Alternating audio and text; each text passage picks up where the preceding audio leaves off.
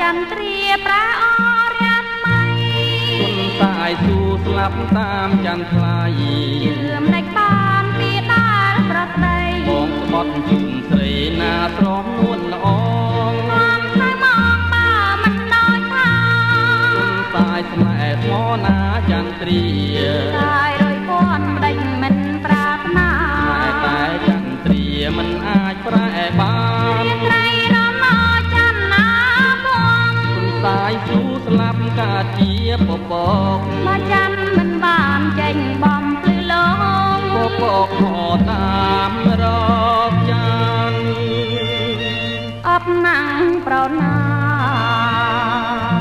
ថាបំពេញព្រោះតែចង់បានស្នេហ៍ពីកល្យានទើបហ៊ានឆ្លើយ